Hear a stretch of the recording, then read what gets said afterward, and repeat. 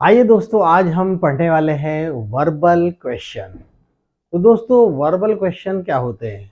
Yes, जिन question के answer हम yes या नो में देते हैं, that is called verbal question.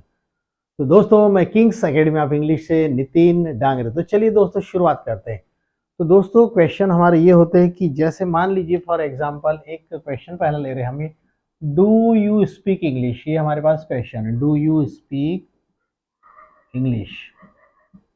अब देखिए दोस्तों, डू यू स्पीक इंग्लिश अब इसको रिप्लाई देना है ठीक है, डू यू स्पीक इंग्लिश। तो इसका रिप्लाई कैसे देंगे? बहुत से लोग क्या बोलते हैं, यस आई स्पीक इंग्लिश। ठीक है, तो दोस्तों ऐसे क्वेश्चन के आंसर ऐसे नहीं होते। तो ये कहलाता है verbal question, means half question half answer. Do you speak English, तो इसका आंसर होगा यस आई डू। क्या हो जाएगा इसका आंसर? Yes I do. अब आप बोलेंगे सर ये कैसा हो गया?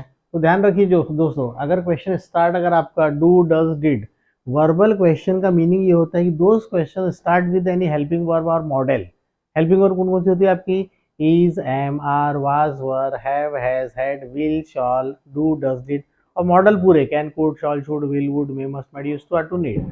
तो दोस्तों, when sentence start with any helping verb or model, that is called verbal question. तो कभी भी वर्बल क्वेश्चन के जो आंसर होंगे वो यस या नो में ही होंगे, अपने को फुल आंसर नहीं देना। जैसे डू यू स्पीक इंग्लिश, क्या आप इंग्लिश बोलते हैं?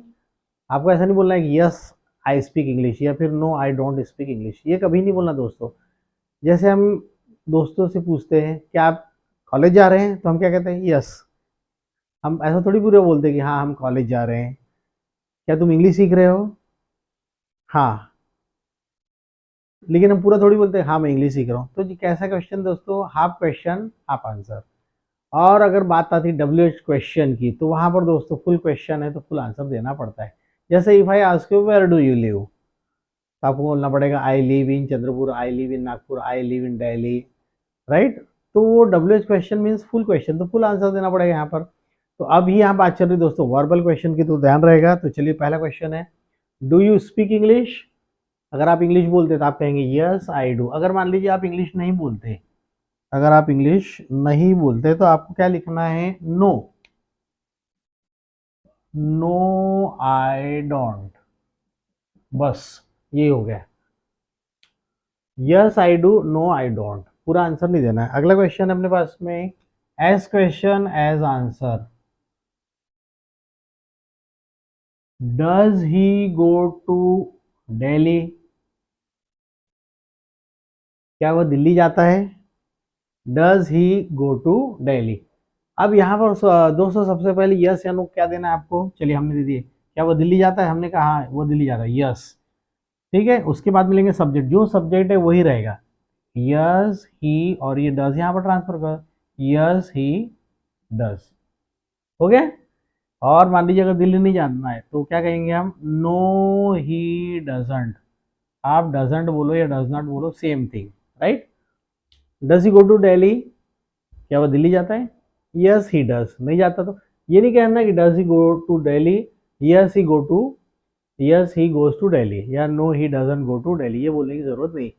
एक one more question friends we have here. अगला क्वेश्चन है हमारे पास में, did you complete, did you do your homework, did you do your homework, क्या तुमने अपना होमवर्क पूरा किया? दोस्तों ध्यान रखिए, जैसा क्वेश्चन वैसा answer. If sentence start with do, our answer will be do. If question start with does, our answer will be does, right? If question start with did, ध्यान में आ गया, जैसा क्वेश्चन वैसा answer. So did you do your homework, क्या आपने अपना homework किया? अगर होमवर्क किया होगा तो हम क्या बोलेंगे? Yes comma I did. क्या हो जाएगा यहाँ पर? Yes I did. और नहीं किया होगा होमवर्क तो क्या बोलेंगे? No I didn't. तो ये दोस्तों ये हो गया वर्बल क्वेश्चन का पहला पार्ट। तो उम्मीद करता हूँ आपको ये समझ में आ गया होगा।